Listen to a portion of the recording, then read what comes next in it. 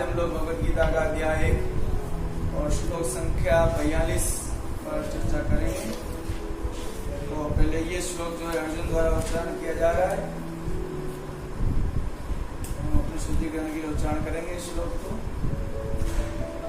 दोषे ते कुलग्राणां वर्ण संकर कारके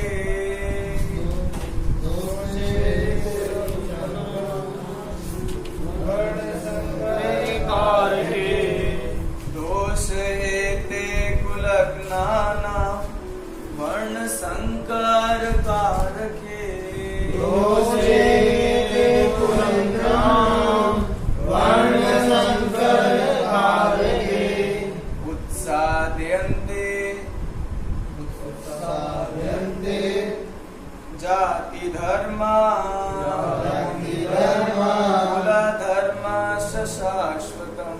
कुल धर्मा शाश्वतम्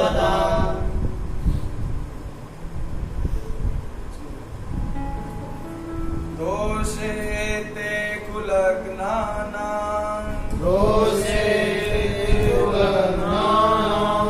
वर्ण संकर कारके उत्साद्यन्ते जाति धर्मा कुल धर्मा च शाश्वता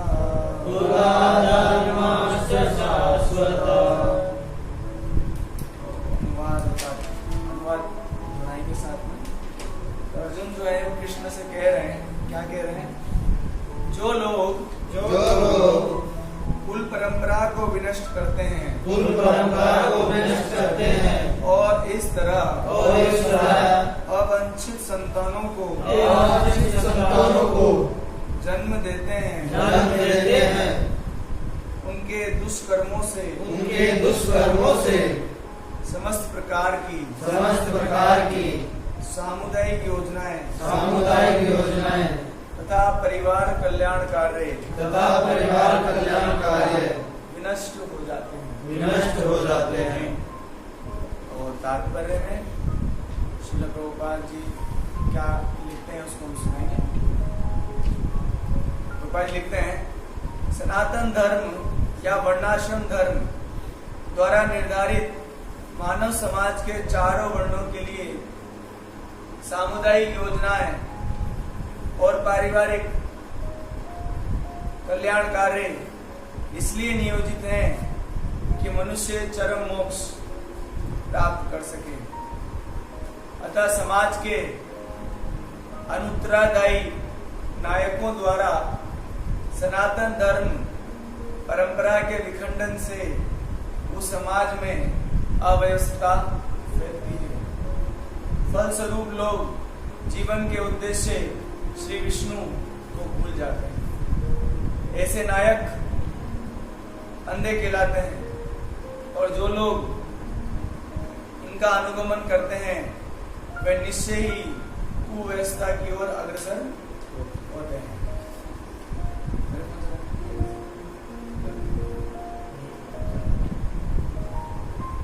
ओके, तो ये भगवद गीता का पहले अध्याय का 42 श्लोक है और अब बस 4 श्लोक बाकी हैं। उसके बाद प्रथम अध्याय विराम लेंगे और फिर दूसरा अध्याय हम चालू करेंगे। तो एक आचार्य बताते हैं कि कभी कभी जो भगवत भक्त है, भगवान के भक्त, इस फर्स्ट चैप्टर को इतना वैल्यू नहीं देते, है ना? बोले इसमें क्या है? इसमें तो अर्जुन अज्ञान में स्थित, अर्जुन जो है अज्ञान की बातें कर रहे हैं, तो अज्ञान की बातें हमारे किस काम की? कुछ ज्ञानवान बात बताएं, भगवान बताएंगे तो सुनेंगे। इसलिए वो फर्स्ट चैप्टर क्या कर देते हैं? स्किप कर देते हैं, है ना? लेकिन ऐसा नहीं करना चाहिए। क्यों? इसका कारण क्या होता है? क्योंकि भगवद गीता का जो अध्याय है, हर अध्याय को योग कहते हैं। क्या कहते हैं? योग। योग मतलब तो इस पहले अध्याय का क्या नाम है?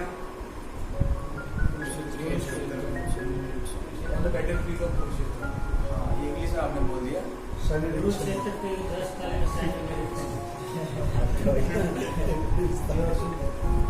जैसे किसी पूछा जाए टेम्परेचर क्या है, तापमान तापमान क्या है, टेम्परेचर।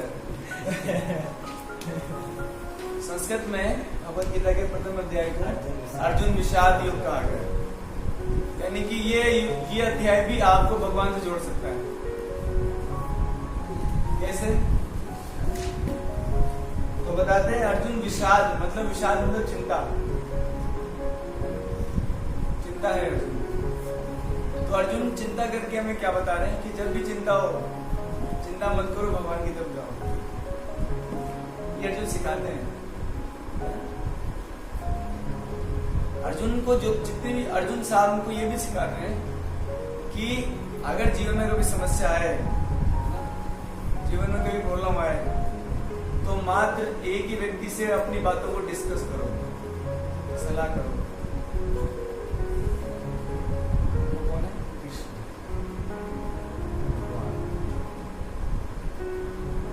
क्योंकि दुनिया के किसी व्यक्ति के पास आपका समाधान नहीं। और दूसरी बात, हर व्यक्ति आपको कब से जानता है?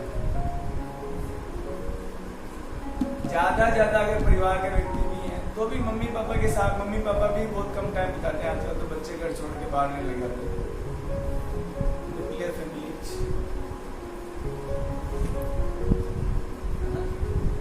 पता नहीं भगवान हम सबको साथ रखे हुए, बड़ा आश्चर्य है। आश्चर्य नहीं लगता?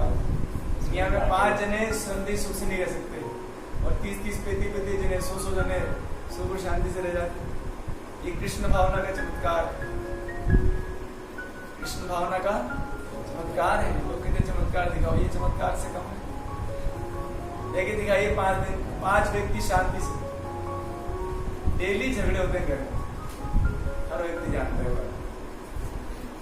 लेकिन भक्तों के बीच में होता भी है तो सिर्फ घंटों तक रहता है। वो तुरंत जाके एक दूसरे को मिठाई खिलाएंगे, एक छोटा झगड़ा।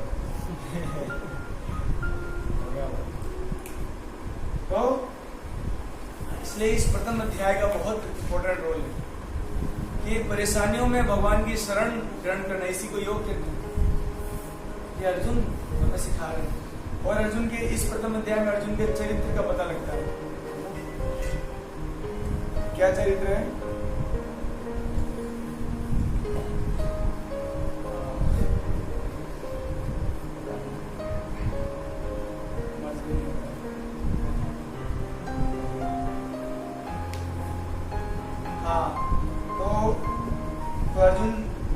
भगवान की शरण ली है ना, चिंता में भगवान की शरण लेना चाहिए, प्रॉब्लम से तो भगवान से डिस्कस करना चाहिए, है ना। ये हमको भगवान अर्जुन सिखाते हैं। और इससे इस फर्स्ट चैप्टर से अर्जुन के शुद्ध चरित्र का पता लगता है। और क्या क्या थे उनके चरित्र के लक्षण? कि एक भगवान का भक्त भोग संपत्ति और सुख में आसक्त नहीं होता। अर्जुन ने साफ कृष्ण को कह दिया, मुझे नहीं चाहिए, ना सुख चाहिए, ललित से नहीं, ना सुख चाहिए मुझे, ना राज्य चाहिए, ना ही भोग विलास चाहिए। दूसरा अर्जुन का चरित्र देखिए, उसकी पाप कर्म में रुचि नहीं है, बल्कि अर्जुन जैसे भक्त भगवान के शुक्र पाप से बहुत डरते हैं। तीसरा अर्जुन का जो गुण प्रकट हुआ इस प्रथम अध्याय में, वो ये है कि वो समाज के लिए चिंतित है। वो क्या है? समाज के लिए देखते जाइएगा हमारे अंदर कौन कौन से गुण हैं। और साथ में वो ये चाहता है कि संसार में अधर्म ना फैले, मेरे कारण या किसी भी कारण। और साथ में इस संसार में सभी लोग धार्मिक बने। 5वां लक्षण अर्जुन का दिखता है उसकी सरलता। एक्चुअली अर्जुन शब्द का अर्थ ही सरलता होता है। अर्जुन मतलब सरल। कुछ भी मन में नहीं होंगे, जो कुछ है कृष्ण को बता दिया। मेरे हाथ पैर कांप रहे हैं, मुझे कहा अरे सब लोग देख रहे हैं, कृष्ण क्या सोचेंगे मेरे बारे में। हम लोग अपने दोस्तों से अपना छुपाते हैं, क्या सोच के छुपाते हैं, क्या सोचेगा, चलिए वो छुपाते हैं।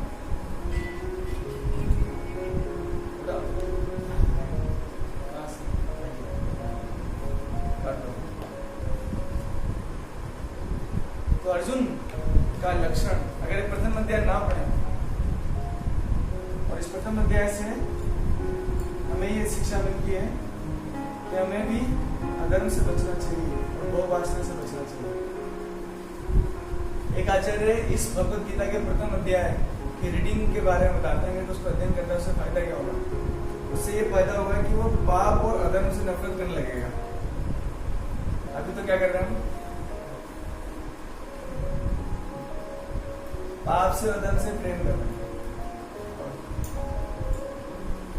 थोड़ी बहुत चीजें हैं जो संग के कारण हो जाती है। मान लो हमको घर में पहुंचा दिया जाए तो हम लोग भोगला खाएंगे, भगवान गीता में कहते हैं ये पाप नहीं करेंगे, प्रेम धर्म से पाप से प्रेम। इसलिए लेकिन ये प्रथम अध्याय अगर आप अध्ययन करेंगे तो क्या होगा, पाप और अधर्म से नफरत करने लगेंगे, और जब ये होगा तभी भगवान को समझ पाओगे। तो अगर हम पाप करते रहेंगे तो भगवान को भी नहीं समझ सकते। भगवान भी कहते हैं इस बात को, क्या कहते हैं, भगवान कहते हैं कि क्या श्लोक है, मोह विमुक्ता भजन्ते माम नरोता येषां अंतगतं पापम जनानां पुण्य कर्मणां ते द्वन्द्वमोह निर्मुक्ता भजन्ते माम। कौन कर सकता है भगवान का भजन, किसमें हिम्मत है, बताओ। तो कई बार कहता हूँ बाहर के लोग बेकार ही कौन सी बातें करते हैं, हिम्मत है तो आगे दिखाओ बेस में, आगे दिखाओ, माला करके दिखाओ, कर नहीं सकते। और हम लोग को बोलते हैं तुम्हारे पास कोई टाइम काम नहीं, तू दिन भर व्हाट्सएप चलाता रहता है, यूट्यूब में तेरा जीवन बीत रहा है, उससे तू बाहर निकल नहीं रहा, और जो अच्छा आचरण कर रहे हैं उनके खिलाफ तो निंदा करता है, नालायक है। अरे एक माला घुमा के दिखा दे डेली, कितना फालतू बोलते हैं। जानते क्यों बोलते हैं, क्योंकि उन्होंने पिछले कई करोड़ों जन्मों से, लाखों जन्मों से नहीं, करोड़ों जन्मों से पाप से प्रेम किया, पाप का आचरण किया है, इसलिए भक्ति से नफरत करते हैं, भक्तों से नफरत करते हैं, और भक्ति को टाइम वेस्ट कहते हैं।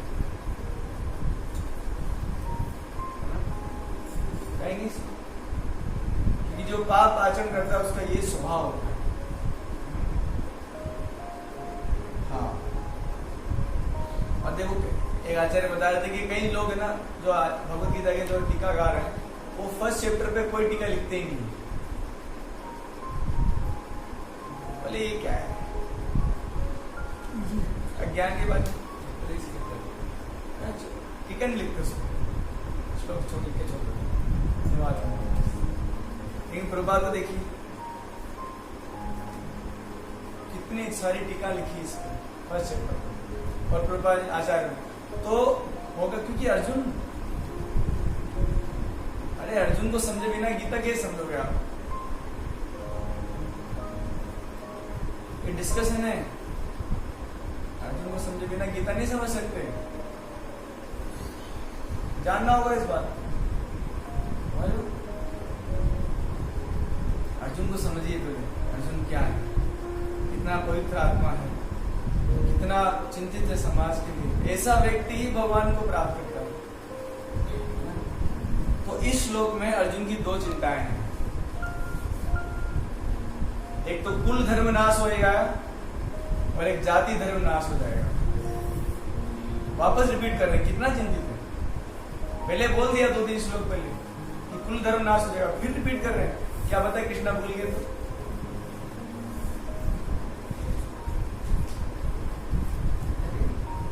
कृष्णा अगर भूल गए तो उनको याद दिलाओ कि ये कृष्णा आप युद्ध करा रहे हो, इसमें कुल धर्म नाश हो जाएगा। तो ये जाति धर्म और कुल धर्म होता क्या है? कौन बताए क्या होता है जाति धर्म कुल धर्म? तो जाति धर्म होता है जिस जाति से आप हो, यानी कि ब्राह्मण, क्षत्रिय, शूद्र और वैश्य। और कुल धर्म क्या होता है कि ब्राह्मण के अंदर भी बहुत सारे कुल होते हैं, जैसे द्विवेदी, त्रिवेदी, चतुर्वेदी। आज का मतलब समझते? द्विवेदी मतलब जो 2 वेद पढ़े हुए हैं, त्रिवेदी मतलब जो 3 वेद पढ़ रहे हैं, चतुर्वेदी मतलब 4 वेद पढ़ रहे हैं पर आचरण नहीं करते।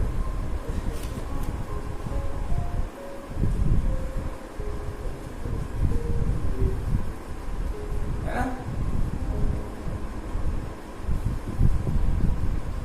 तो ये क्या है? कुल धर्म। कुल होते हैं, आपने सुना होगा ना, रघुकुल रीत सदा चली आई, प्राण जाए तो बचे जाए।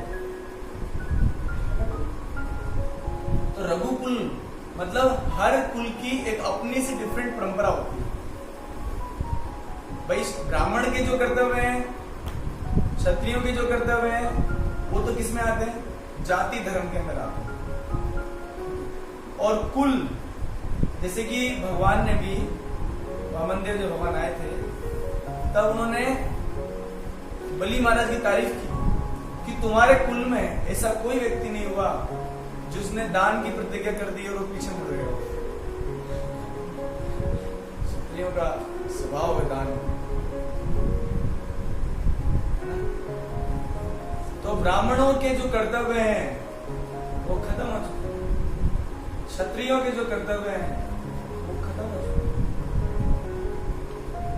समझ रहे हो?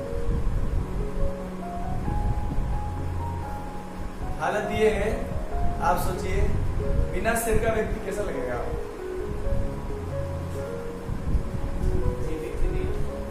जीवित ही नहीं रहेगा ना, ऐसे समाज जीवित नहीं है। समाज मर चुका है, क्योंकि ब्राह्मणों की तुलना की जाती है सिर से, और जिसके पास सिर नहीं है वो तो मृत है। इसलिए समाज मृत हो चुका है। और हाथ नहीं हो तो, हाथ नहीं है और सिर नहीं हो तो फिर क्या करें? फिर तो पेट है और पैर दोनों पा है। तो बिना क्षत्रियों के और बिना ब्राह्मणों के समाज की स्थिति दयनीय है। इसीलिए इतने पाप बढ़ रहे हैं, क्योंकि क्षत्रिय अपना काम नहीं निभा रहे और ना ही ब्राह्मण अपना काम कर रहे। सबको क्या बनना है? अभी शूद्र बनना है। क्या चाहिए? नौकरी करना है ना? जो थोड़ा सा आजकल स्टाइलिश लैंग्वेज में बोल देते हैं, क्या जॉब करना। जैसे बहुत बड़ा काम कर दिया, मेरे जीवन का क्या, तेरे जीवन का क्या उद्देश्य है? जॉब पाना। थोड़ा उसका हिंदी ट्रांसलेशन करते हैं। जॉब करना मतलब नौकरी करना, नौकरी करना मतलब नौकर बनना। तो मेरे जीवन का उद्देश्य क्या है? नौकर बनना। क्या बनना? मेरे जीवन का उद्देश्य। और नौकर नहीं बन पाया, महाराज बता दे सुसाइड करो। क्यों? नौकर नहीं बन पाया।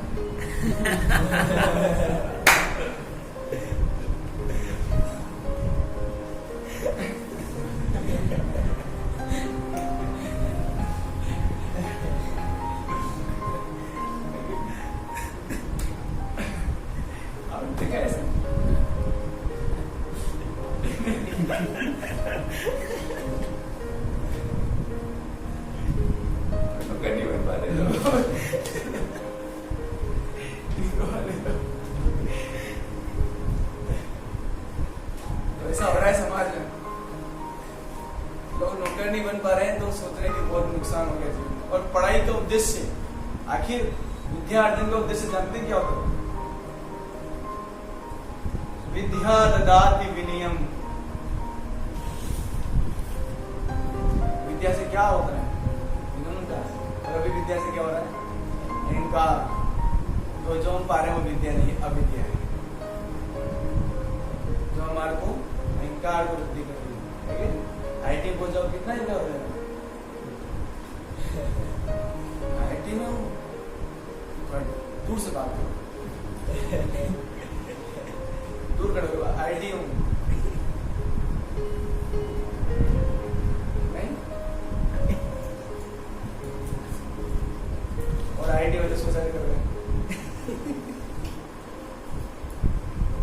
तो लोग सिखा नहीं रहे, एजुकेशन सिस्टम को बर्बाद कर दिया गया। तो पहले मैं जाति धर्म और इसको समझाने का प्रयास करूंगा कि कितना भयंकर हो रहा है हमारे समाज में ये जाति धर्म और कुल धर्म के नाश होने से।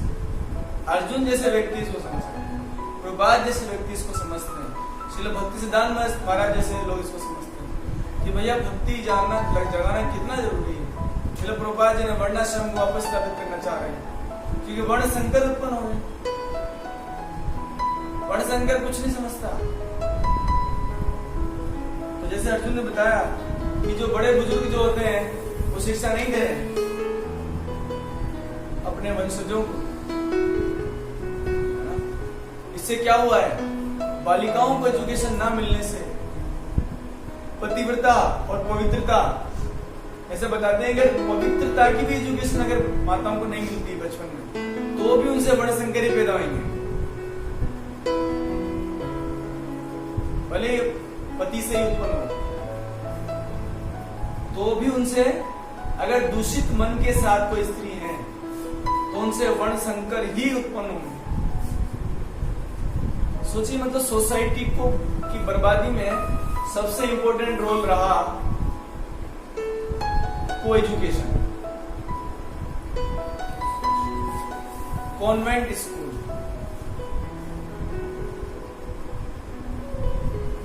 सरकारी स्कूल को तो घिन दृष्टि से देखा जाता है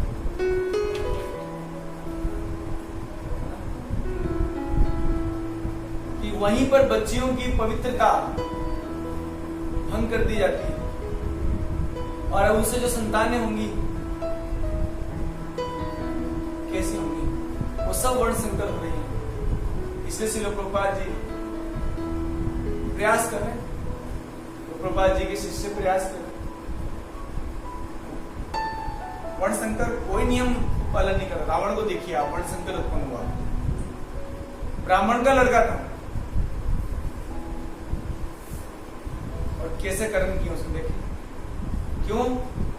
क्योंकि उनकी मां ने रावण के पिता को अशुद्ध अवस्था में, मन की अवस्था अशुद्ध है, उस समय भी जो बच्चे उत्पन्न होंगे वो वर्ण संकर होंगे। और उनके पिताजी मना किए, ये अवस्था ठीक नहीं है। संतान उत्पत्ति के लिए गर्भदान संस्कार की आवश्यकता है, जिसमें पति और पत्नी पहले मन को पवित्र करते हैं और फिर उस पवित्र मन से सच्चरित्रवान संतान उत्पन्न।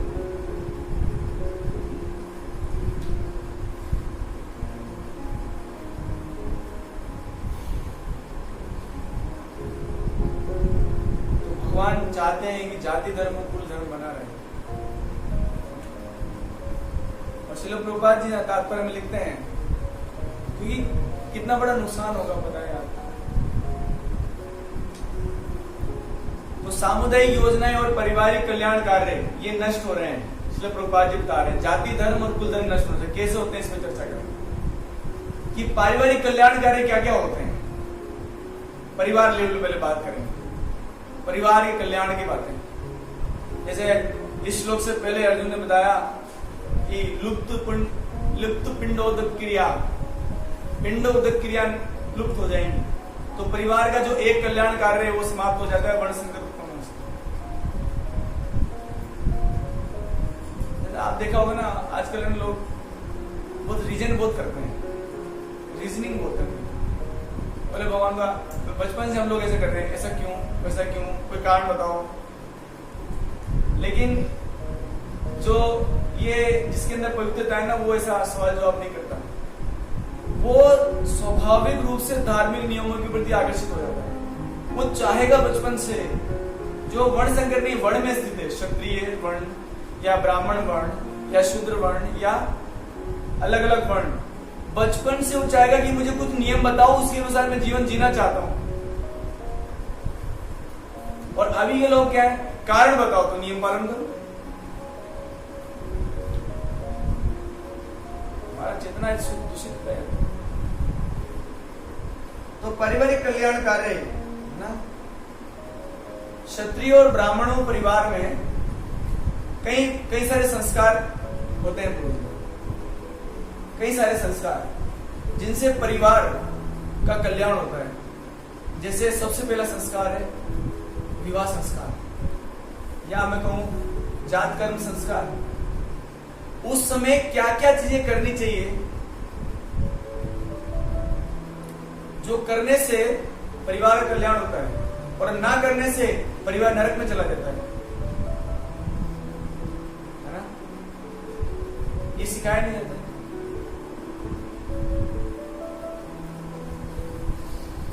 विवाह संस्कार, ये संस्कार जानते हैं किसके लिए? ये संस्कार हमें क्या करते हैं, पवित्र बनाते हैं, हमारे शुद्धिकरण के लिए। परिवार के और माताएं जो थी वो इस चीजों में ट्रेनिंग लिया होती थी पहले, एक्सपर्ट ट्रेनिंग होती थी उनकी घर में, इन सभी संस्कारों में। जब बच्चों को घर में रखना है तब उनको क्या एजुकेशन देना है, कैसे करना है, क्या धार्मिक कर्म करने हैं। विवाह संस्कार को पवित्र कर्म माना जाता है, लेकिन विवाह को तो ऐसा बना दिया गया आज, बिना डीजे के विवाह नहीं होता है। ऐसी अशुद्ध चेतना में वो जो लड़का और लड़की हैं, वो कैसे शुद्ध चेतना मेंटेन करेंगे बताइए?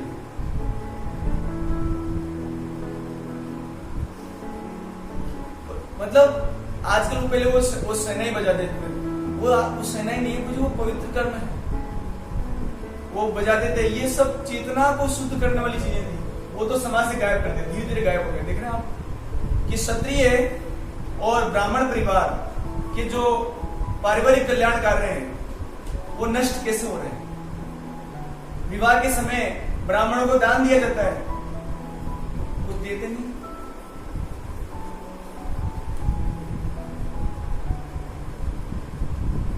आशीर्वाद मांगने का कोई नियम नहीं, रिसेप्शन कर दिया,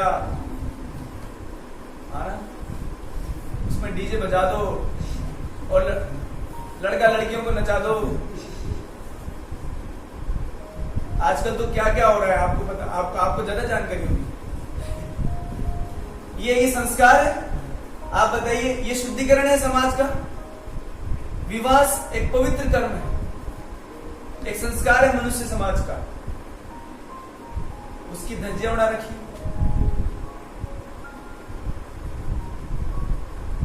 अंतिम संस्कार जो होता है उसमें 12 दिन रुकने का नियम है। उस 12 दिन में क्या क्या करना चाहिए, शास्त्र पढ़ाए जाते हैं। जो क्वालिफाइड ब्राह्मण आते हैं, बैठ के सब परिवार वालों को बिठा के, ये कम से कम उस समय सब लोग शास्त्र की चर्चा करें, अपना जीवन शास्त्र के अनुसार बिताएं। आजकल 3 दिन में निपटा देते हैं, 12 दिन तक कोई नहीं टिकता। और 12 दिन भी हुए तो भी बस उसमें संस्कार की कोई चीजें नहीं है।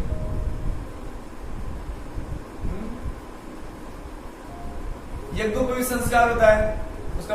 आजकल मैंने देखा है ब्राह्मण परिवार के जो लड़के हैं, उनको उनके पिताजी मना करते हैं कि तू जनेऊ धारण मत कर, क्योंकि तू नियम पालन नहीं कर पाएगी। खुद पिताजी नहीं करते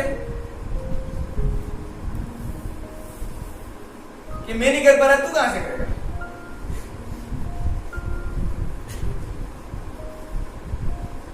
यज्ञ पवित्र संस्कार नहीं है लोगों के पास। ब्राह्मणों का अगर ये स्थिति है तो बाकी समाज का क्या हाल होगा। तो ये पारिवारिक कल्याण कार्य नष्ट हो सकता।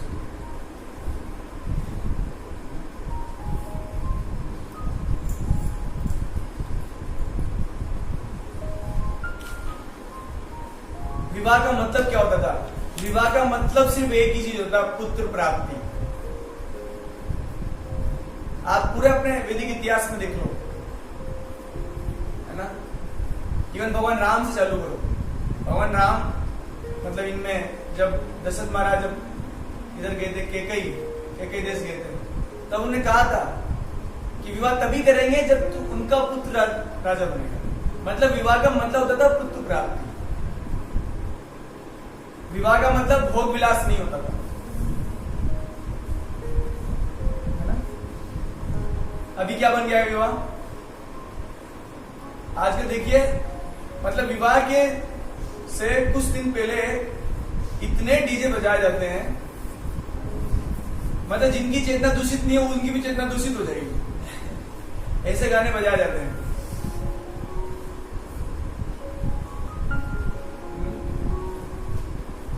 विवाह का मतलब ही मतलब पता नहीं लोगों को। इसको कहते हैं पारिवारिक कल्याण कार्य नष्ट कारण वर्ण संकरों की उत्पत्ति।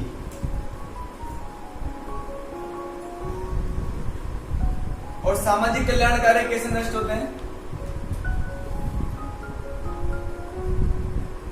क्या है सामाजिक कल्याण कार्य? जब पूरा समाज किसी चीज के लिए इकट्ठा होता है ना? जैसे कि भागवत करवाना सामाजिक कार्य, समाज के काफी लोग इकट्ठा करते हैं। आजकल की भागवत में क्या हो रहा है जानते पता है कि नहीं आप लोग? तो बोले तो अच्छी बात है पूजी, फिल्मी गाने हो जाते हैं।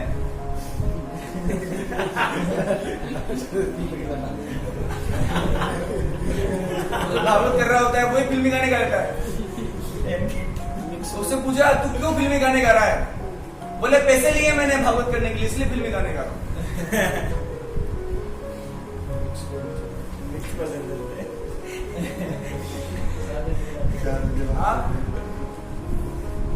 कई मैंने सुना है, कई भागवत में तो मैं बोल बोलने में शर्म आ रही है।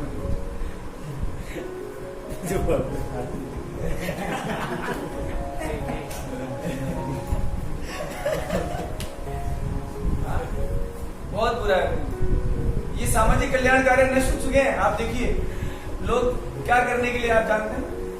जैसे लोग भंडारे करवाते हैं आज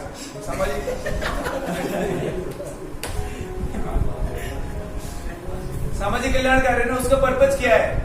ब्राह्मणों को दान, ब्राह्मणों मतलब उसका पर्पज है पुण्य कमाना ना। अब पुण्य कमाते हैं वो लोग, उनको भोग लगाना तक नहीं आता, अभी क्या भंडारे करवाए।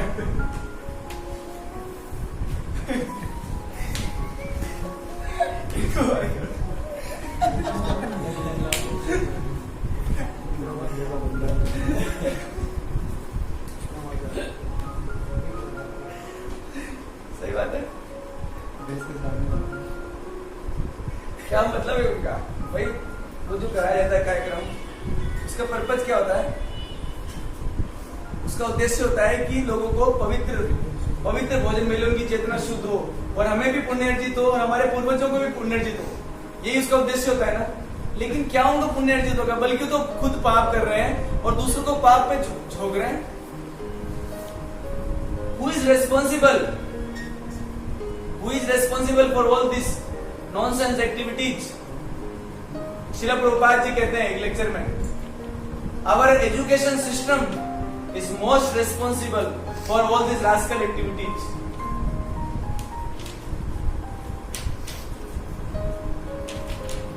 अगर हमारे एजुकेशन सिस्टम में मनुष्य को एंटर कराओ तो जानते उसका प्रोडक्ट क्या होगा?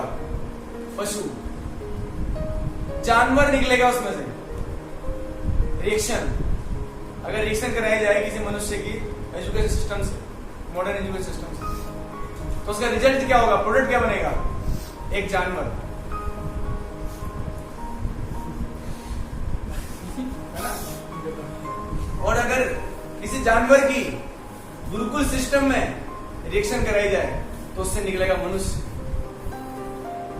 ये that is our gurukul system, वैदिक एजुकेशन सिस्टम।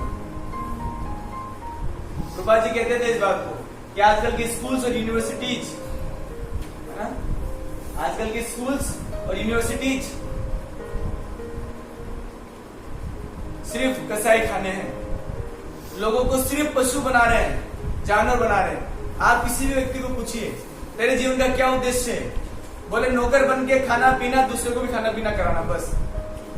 मतलब जिसने नौकरी नहीं करी, जिसने अपने परिवार को पालन नहीं किया, उसका जीवन बेकार।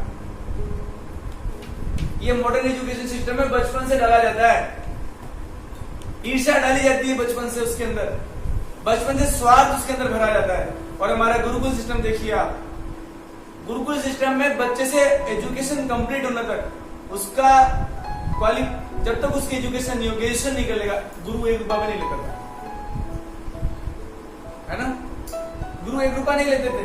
इससे बच्चे के मन में क्या संस्कार पड़ता जानते हो? निस्वार्थता।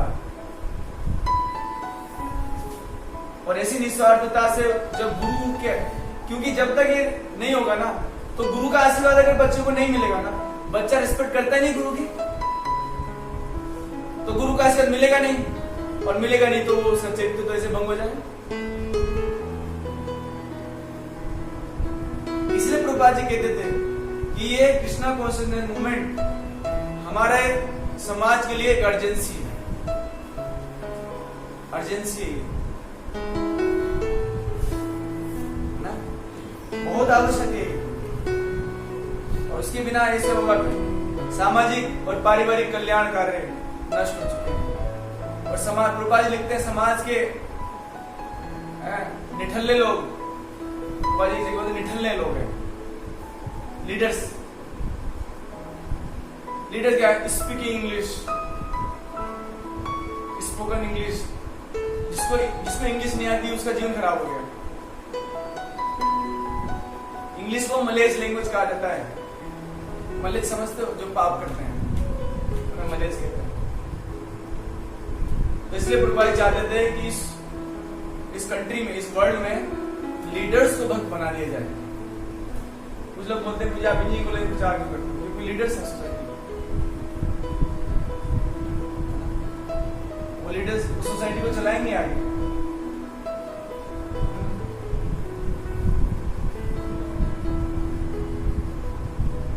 ये बात है। तो हम जो जितने लोग बैठे हैं, हम लोगों पे समाज की जिम्मेदारी है कि हम समाज को उन्नति के मार्ग पे ले जाते हैं या नहीं ले जाते। भगवान का शुद्ध भक्त कभी भी अपने लिए ज्यादा चिंतित नहीं होता, समाज के लिए चिंतित। अर्जुन को देख लीजिए, अर्जुन के गुणों से आपको पता लगेगा कि भगवान को अपने जीवन में अपनाने के लिए, भगवान को अपने जीवन में लाने के लिए कैसे गुण होने चाहिए हमारे अंदर।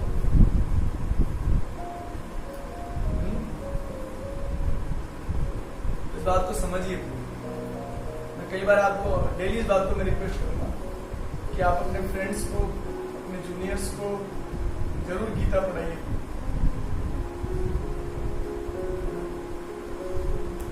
और उनके कईयों की ऐसी आदत हो जाएगी कि वो आपको फोन कर करके बोलेंगे मुझे गीता पढ़ाओ।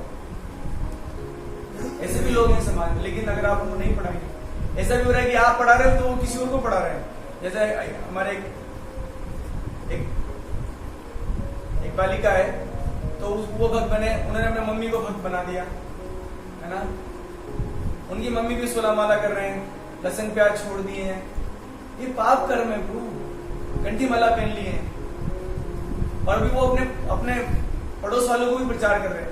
सोचो, सिर्फ एक छोटी छोटी बालिकाएं ऐसे काम कर सकते, तो हम लोग तो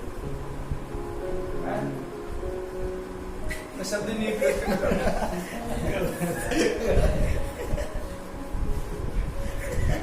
आप क्लास से बाहर जाओ, है ना।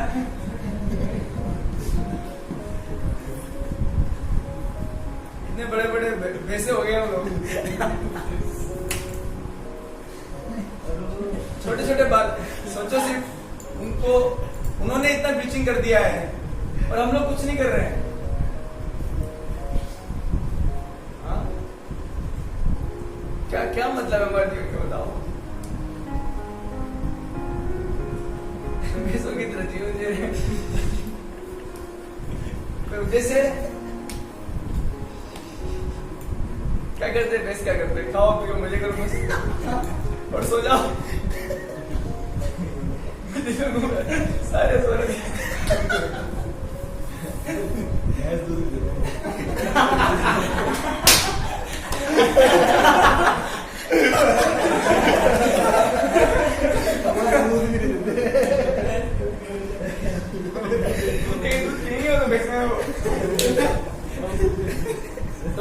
आज उनको शर्म ही नहीं आई, मैं इन्हीं की इंसल्ट कर रहा हूँ, इन्हीं की इंसल्ट कर रहा लेकिन उनको खुद पे से याद कर रहा हूँ।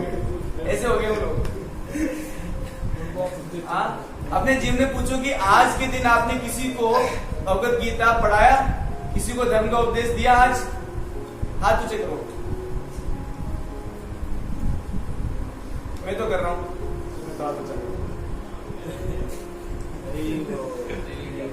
याद था? कल वापस पूछूंगा,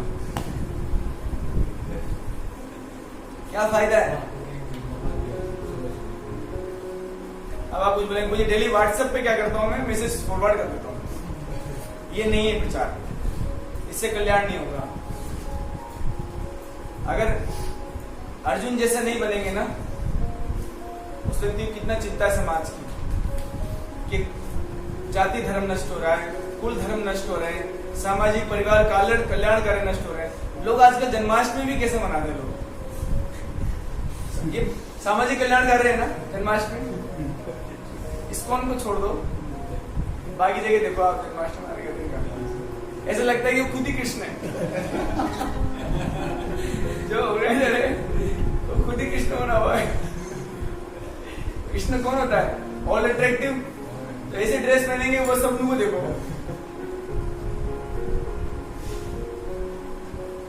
सबका ध्यान आकर्षित करना चाहते हैं। अनाउंसमेंट कराओ कि मैंने इतना दान किया। अरे भैया तू कृष्ण है क्या? ध्यान आकर्षित करना चाहते हैं ना लोग।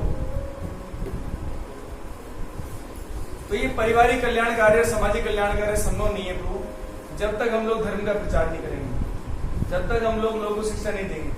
आप देखो यहाँ 10 जने बैठे हो, पूछिए आप 10 को पढ़ाओगे ना, वो 10 20 को पढ़ाएंगे। ये क्यों नहीं सोच रहे हो?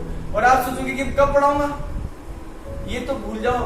कभी कभी ना कुछ लोग, मैं भी बोलता था महाराज जी को कि महाराज जी मुझे कुछ नहीं आता है, मैं क्या लोगों को शिक्षा दूंगा? बोले हरे कृष्णा बोलना आता है, बस यही बोल रहे।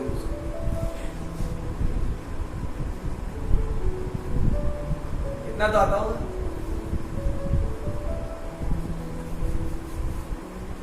ऐसे नहीं चलेगा कृष्णा प्रभु, करना होगा कुछ ना, और उसी में हमारा भी कल्याण नहीं थे। नहीं तो प्रभुपाद जी ऐसा नहीं कहते, प्रीचिंग इज द एसेंस, सार है प्रचार। गुरु महाराज कहते हैं 50% साधना इस प्रचार। तो क्या दिक्कत है? एक कोई फ्रेंड ढूंढो, उसको खुद भी तो पढ़ते हो, मैं देख रहा खुद भी तो पढ़ते हैं आप लोग, किसी को दूसरे क्यों नहीं पढ़ा सकते? क्या प्रॉब्लम?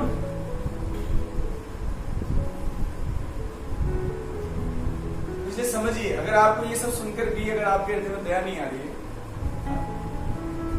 तो फिर मनुष्य कहलाने लायक नहीं हम। मनुष्य का गुण है दया।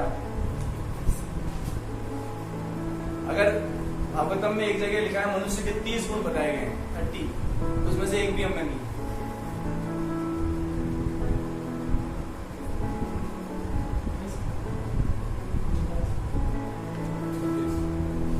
भागवतम में, भगवत गीता की बात में ना, मनुष्य के 30 गुण। तो आई एम रिक्वेस्टिंग सभी से, जो लोग फोन पे सुन रहे हैं या मेरे सामने बैठे हैं, अभी लोग, क्योंकि लॉकडाउन है, कुछ अगर लोगों को आदत पड़ गई ना डेली गीता भागवत पढ़ने की, तो कैसे भी फिर जो उनका बिजी शेड्यूल चालू हो जाएगा ना, तब भी वो टाइम निकाल के आपके साथ गीता भागवत पढ़ना चाहेंगे। Just give them test, give them test. हाँ, ये बात है कि वो बहुत ज्यादा लोग नहीं होंगे, 100 में एक दो ही होंगे, बट ना तो होगा।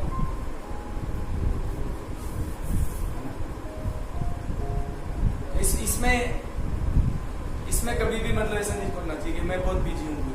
आप, हम कोई बिजी नहीं है ना? तो इस बात को समझे, नहीं तो प्रोपाल लिख रहे हैं ऐसे अंधे नायक कहलाएंगे लोग, और ये लोग इनका अनुगमन करते हैं, निश्चित ही कुव्यवस्था की ओर अग्रसर होते हैं और समाज का नाश कर देते हैं। समाज में जानवर ही जानवर घूम रहे हैं चारों तरफ, है ना। और ऐसा मत सोचिए कि भगवत भक्त सिर्फ खुद की भक्ति करता है, नहीं। तितिक्षवा कारुणिका सुहृदय सर्वदयिना अजाशत्र शांत साधु भूषण, साधुओं के लक्षण है आजाद, है ना। तितिक्षवा कारुणिका सुहृदय सर्वदयिना, वो सभी का बेस्ट फ्रेंड होता है। आपको जब पता है कि उससे बेस्ट चीज क्या है तो क्यों नहीं दे रहे अपने दोस्तों को? इसका मतलब आप उनके मित्र नहीं हो, you are not a friend. क्या एक दो दोस्त भी नहीं है? मैं फिर इसको रिपीट करूंगा, मैं डेली रिपीट करूंगा जब तक सारे हाथ ऊंचे नहीं होंगे। नहीं पूछूंगा कि आज किस ने दूसरा गीता पढ़ाया, भागवत पढ़ाया।